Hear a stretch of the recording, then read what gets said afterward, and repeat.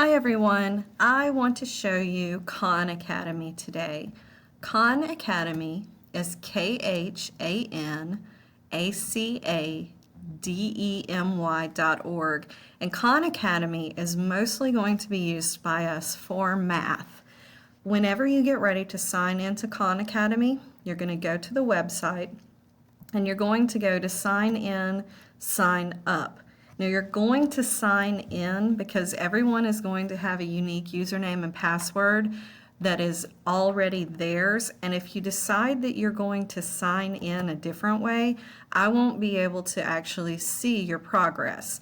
So what you're going to do is, instead of signing in with Google or with Facebook, you're going to use the username and password that I've created for you.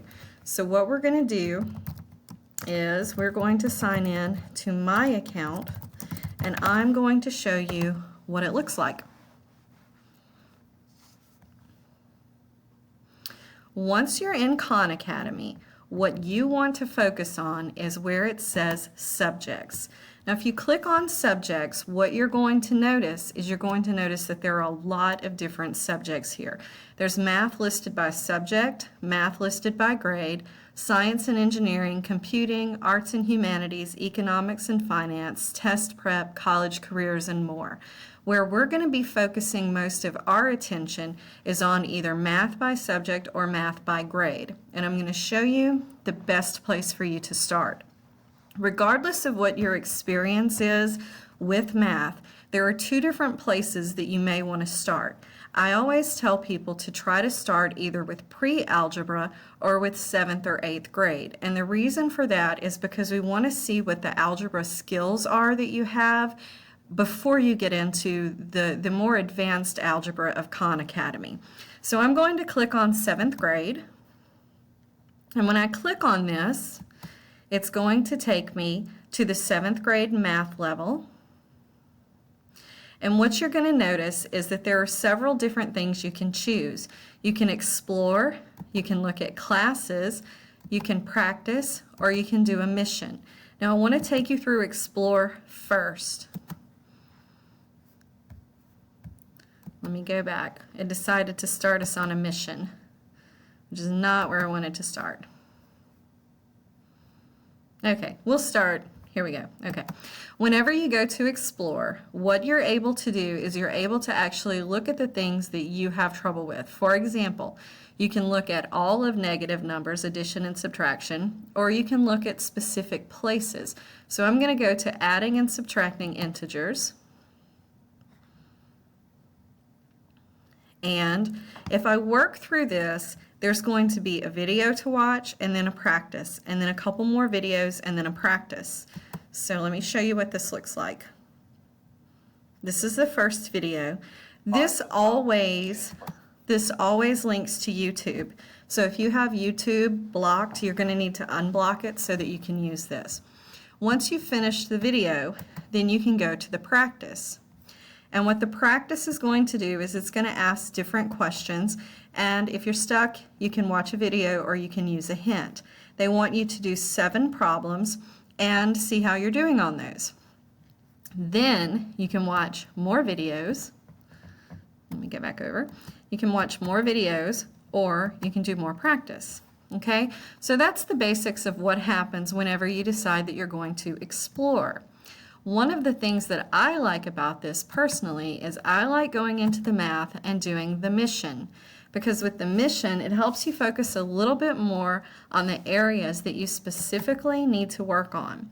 So whenever you click on mission, it's going to load this screen and it's going to tell you that you're ready to get started. Now with this, they're wanting you to do 6 problems in a row correctly to be able to move on. So what I'm going to do is I'm going to answer this correctly, and I'm going to show you what happens. I put in the number and I click check, and it says nice work, you got it. Now if you want to see a step-by-step solution to this, you can click on the step-by-step solution and it will work you through how to do this type of program. Or you can get a hint. And if you notice, the hint that pops up is going to tell us basically how to work this particular problem, whereas the videos are going to tell you how to work similar problems. So if I get another hint, then it's going to tell me what the answer is. The very last hint for each one of these Khan Academy mission questions is going to be the answer to the question that you worked on. So this says keep going or see how we answered this question. So what I'm going to do is I'm going to click the keep going button, or next question rather. Now I'm going to answer this one incorrectly. It says where is the blue dot on the number line? So the blue dot is actually going to be at -15, but what I'm going to put it at is I'm going to put it at -7. And I'm going to check, and it says not quite, try again, get help, or move on. So now I have the option of either trying this again, and I can put in a new number, and I can check it again, or I can get help with it. Whenever I ask it for help, now it's going to break this down a little bit to show me more about how they got this answer. So there's also an Intro to Negative Numbers video that you can watch here. Now I'm going to click check again. Not quite. So where is the blue dot on the number line? The blue dot is at -15. So once I've decided that I have gotten this correct, then I'm going to go on. Now what you're going to notice is I have one question correct and I have one that I've done incorrectly because I had to take several tries to get that. So go to next question. Now for this one, again, you can use a hint if you're not sure how to do this. And what the hints will do is it will either bring up videos for you to watch or it will give you hints. The hints, it says this question won't count toward your progress if you use a hint. I'm going to go ahead and use it. And what it does is it actually shows you how to work that specific problem, and then it also tells you how many more hints are left. So I can get one more hint on this one, and that will basically be solving the problem. So I'm going to get the other hint. So what this does when you get the hints is that it takes you through until you have solved the problem completely. So now I'm going to back out of this by clicking the X right here. And that's the end of that mission for now. I can always start it again later. So what I want you to do is, let's say you look at the 7th grade math and you think, well, that's a little bit too easy. I know how to do those things. Then what I would want you to do is look at the 8th grade math and see how it looks. And if it looks like it's still pretty easy for you, then you may move on to the pre-algebra or the Algebra 1. Because what we're wanting to do is we're wanting to make sure you have all the foundations for this math. And the best way to figure out if you've got the foundations is to go ahead and do a mission. And the mission is going to give you, again, the same kind of situation where you'll be able to practice these various problems. And again, here's one. It says get another hint. I must have already started this one at some point. So I'm going to get another hint here to figure out how to solve this problem. And it says the f of 7 is equal to 11. So I'm going to put in my answer and tell it to check again. And it says I've got 3 questions correct in a row. Oh, it says I need to get 3 questions correct in a row. So now I'm going to go to the next question. And it asks me another question about functions. Now, if this is a little bit too difficult, again, I want you to understand that you have the option of moving around. All you have to do is click this X, and you can move around to something else. So if I decide that evaluating functions just isn't what I want to look at today, I can go ahead and look at something else. I can look at square roots. I can look at congruence and transformations. I can look at a lot of different things. Or what I can do alternatively is I can go back out to see all 8th grade, and now I'll be able to see all of the other different subjects that I have inside 8th grade. So that's one of the things that you can do if you're interested in looking at the subject basically by grade. The other thing you can do is you can look by subject itself. And in this case, I want you to look at pre-algebra, specifically, Algebra 1, some geometry, and some Algebra 2. There's just not going to be a lot of that on the test. There's also going to be a little bit of linear algebra, but not a lot. And you'll be able to figure out exactly how far you need to go with these. Pre-algebra, you should cover all of pre-algebra because there's a little bit of all of these on there. With Algebra 1,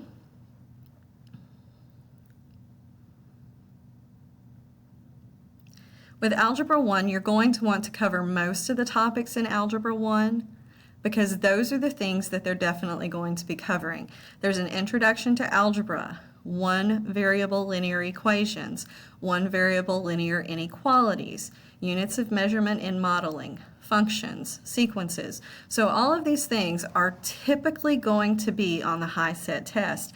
When we get on down here, rational and irrational numbers, quadratic equations and functions, those are going to be on the HiSET test. So whenever you look at geometry then, what you're basically going to look at is the introduction to geometry part, the geometry foundations. That is primarily what you want to look at. Maybe look at a little bit of the solid geometry where you're looking at two-dimensional shapes. Maybe look at a little bit of the circle basics, but you don't need to go beyond that. You don't need arc measure, you don't need sector, you don't need standard equation of a circle. So a lot of this you're just not going to need. You're not going to need right angles and trigonometry, but you can look at Pythagorean theorem. That may be something helpful to you.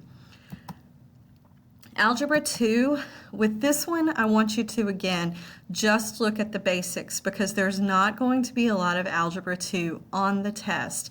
So if you want to look a little bit further into things like complex numbers, polynomials, polynomial expressions, some of these things may be on the test, but you're not going to see a lot of it. Exponential growth and decay, that's something that you'll see more in science than in math. You won't see trigonomic functions. So a lot of this is just not going to be very useful to you, but you're still free to look around and see what you can find.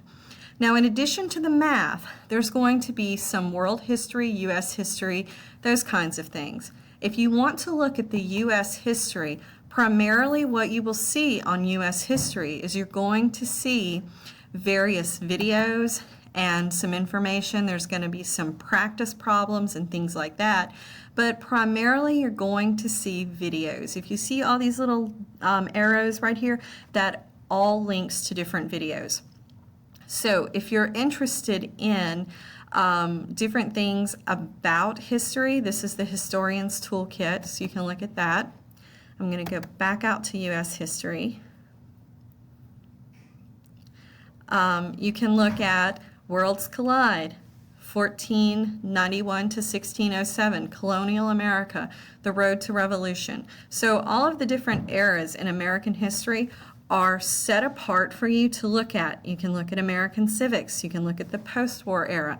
So it won't hurt anything to go through and look at these different videos and kind of get an idea of how these various subjects work and how they may be helpful for you. For example, if you don't know anything about the history of the Democratic Party, you might want to click on this, and it's going to take you to a 15-minute video on the history of the Democratic Party. And then you'll also see where students have gone in and they've asked different questions.